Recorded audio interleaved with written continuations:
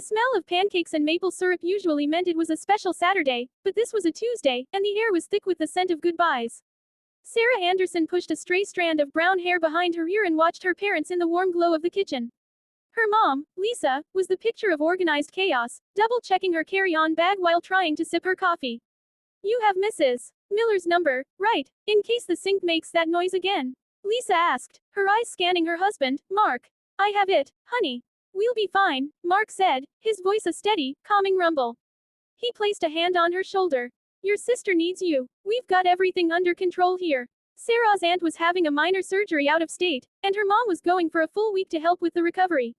A week without her mom's bustling energy felt like a long time. "Sweetie, you'll help your dad with dinner. And don't let him live on takeout pizza," Lisa said, pulling Sarah into a tight hug that smelled of lavender and home. "I'll try my best," Sarah mumbled into her shoulder, returning the hug. With a final flurry of kisses and last-minute reminders, Lisa was out the door, her suitcase wheels rumbling down the front path. The house fell into an abrupt silence. Sarah turned to her dad, who was already collecting the breakfast plates. "So," he said, a glint in his eye that Sarah couldn't quite decipher. "Big week ahead." Sarah shrugged. "Yeah, I guess. Lots of homework, right? Well, I've got a project I've been meaning to tackle." "In the garage." He said it casually, but there was an undercurrent of excitement. Her dad was an accountant. His projects usually involved spreadsheets, not the garage. "What kind of project?" she asked. "You'll see," was all he said, disappearing through the door that led to the garage and closing it firmly behind him. The first day was normal. Boring, even. Sarah came home from school to a quiet house. She did her homework, scrolled through her phone, and heard the intermittent sounds of sawing and sanding from behind the garage door. When she knocked to ask if he wanted help with dinner, he emerged, covered in a fine layer of dust, and smiled. "How about we order Chinese?" he'd said, and that was that. But by the second day, curiosity was gnawing at her. The garage was her dad's domain, a place of old sports equipment, unused furniture, and the lingering smell of gasoline and lawnmower clippings. What could he possibly be building in there that required so much secrecy? Visions of a secret man cave with a giant TV flashed through her mind, but that didn't seem like her dad. He was more of a read a book in his armchair kind of guy. On the third day, she couldn't take it anymore. After school, she crept to the garage door and pressed her ear against the cool wood. The rhythmic zzzt of a hand sander hummed through the door. Taking a deep breath, she turned the knob slowly and pushed the door open just a crack. The sight that met her eyes made her gasp softly. The garage had been transformed. The usual clutter was pushed to the sides, and in the center, under the bright glow of the overhead work light, stood the skeleton of a large, beautifully proportioned piece of furniture. It was clearly a bookshelf, but unlike any she had seen in a store. It was tall, almost reaching the ceiling, with wide shelves and what looked like intricate framing. Her dad had his back to her, focused on smoothing the edge of a long shelf. Sawdust formed a golden halo around him in the light. He was so engrossed in his work he didn't hear her. Sarah watched, mesmerized by the concentration on his face. This wasn't the distracted, number-crunching expression he often wore, this was a look of pure, focused creation. She quietly closed the door, her heart beating a little faster. The secret wasn't a man cave, it was a piece of art. That evening at dinner, she decided to be direct. "I saw the bookshelf, Dad. It's amazing." He looked up from his lasagna, a slow smile spreading across his face. "You peeked. I was curious. You're actually building it from scratch. I didn't know you knew how to do that." "There's a lot you don't know about me, kiddo," he said, his eyes twinkling. "My grandfather, your great-grandpa Henry, was a master carpenter. He taught me the basics when I was about your age. I haven't done anything like this in, well, decades." "Why now?" she asked. His smile softened. "Your mom has always wanted a proper floor-to-ceiling bookshelf for the living room. One that's built to last, not something from a flat-pack box. I figured while she was away, it was the perfect time to surprise her." The simplicity and sweetness of the gesture struck Sarah. It was so thoughtful. "Can I help?" The question was out of her mouth before she even realized she was going to ask it. Her dad's face lit up. "I was hoping you'd ask. How are you with a sander?" The next afternoon marked the beginning of a new routine for them. After school, Sarah would change into old jeans and a t-shirt, and join her dad in the garage. He assigned her the task of sanding all the shelves until they were smooth as silk. At first, it felt tedious. The electric sander was heavy and vibrated through her arms, and the dust got everywhere. But as she worked, running her hands over the wood, feeling the rough grain become satiny under her touch, she found a strange sense of satisfaction.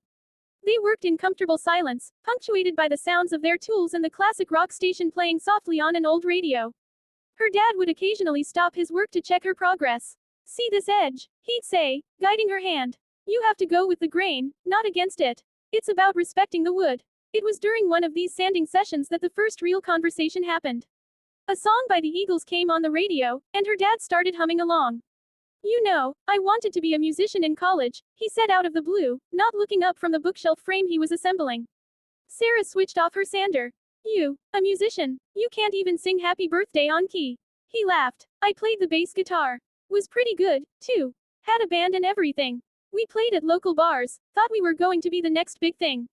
What happened? Sarah asked, utterly captivated by this new image of her father. Life happened, he said with a shrug, but it wasn't a sad shrug.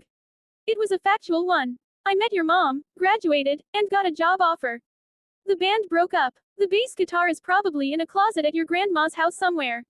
Do you regret it? Giving it up? He paused, wiping his forehead with the back of his arm. Not for a second. That path led me to your mom, and to you. But it's a part of me I don't talk about much. It's important to remember the dreams you had, even if you chose a different path.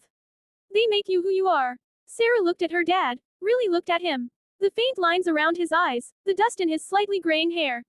She realized with a jolt that he had a whole life, a whole identity, that existed long before he was just Dad. He was Mark, a guy who played bass and dreamed of rock stardom. He was the grandson of a carpenter who loved the feel of wood. He was a man who was secretly building an enormous bookshelf to surprise his wife simply because he loved her. A few days later, they started the staining process.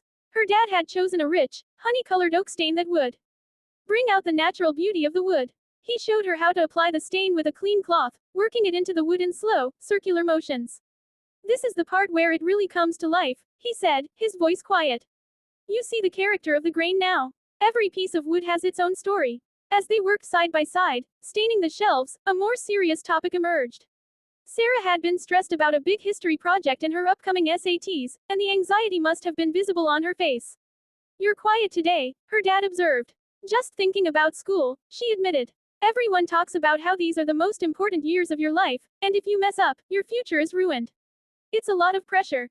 Her dad nodded, not dismissing her fears. I remember that feeling, but you know what nobody tells you when you're 16? What? That life isn't a straight line. It's more like building this bookshelf. He gestured around them. You have a plan, a blueprint. But sometimes you cut a piece wrong, or you find a knot in the wood you didn't expect. You don't throw the whole project away. You adapt. You sand it down. You fill the knot. You make it work.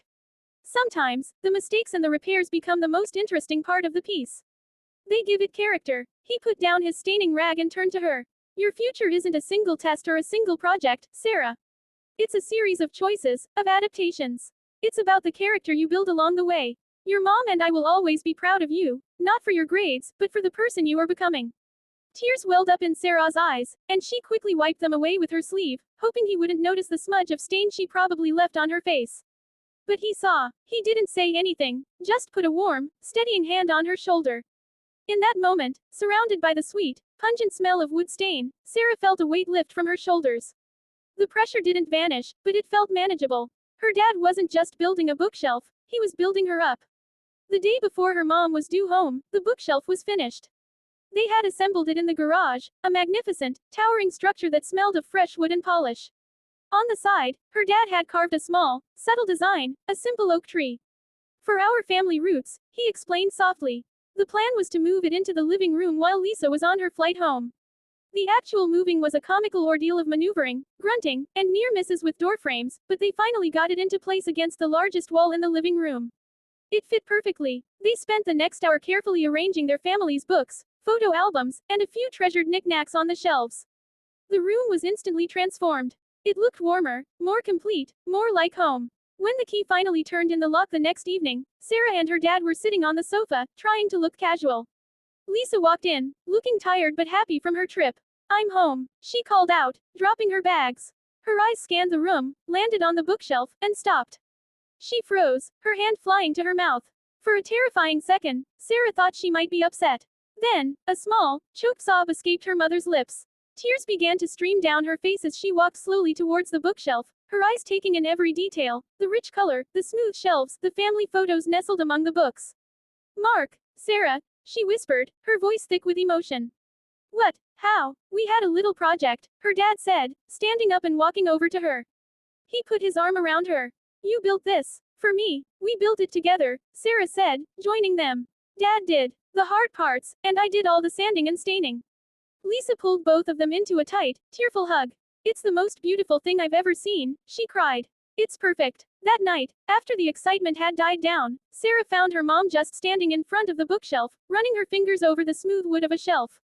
He taught me about respecting the grain of the wood, Sarah said, coming to stand beside her. Her mom smiled, a knowing, loving look in her eyes. He's a good man, your father. And he taught you about more than just wood, didn't he? Sarah nodded, leaning her head on her mom's shoulder. Yeah, he did. As she looked at the bookshelf, she didn't just see a piece of furniture. She saw the memory of sawdust in the air, the vibration of the sander in her hands, the smell of stain, and the sound of her dad's voice sharing stories she'd never heard. She saw the patience in his eyes when he taught her a new skill and the comfort in his presence when she was feeling overwhelmed. The bookshelf was no longer just a surprise for her mom, it was a testament to a week that had changed her relationship with her father forever. It was a solid, beautiful reminder that the strongest bonds are often built not from grand gestures, but from quiet moments, shared secrets, and a little bit of sawdust.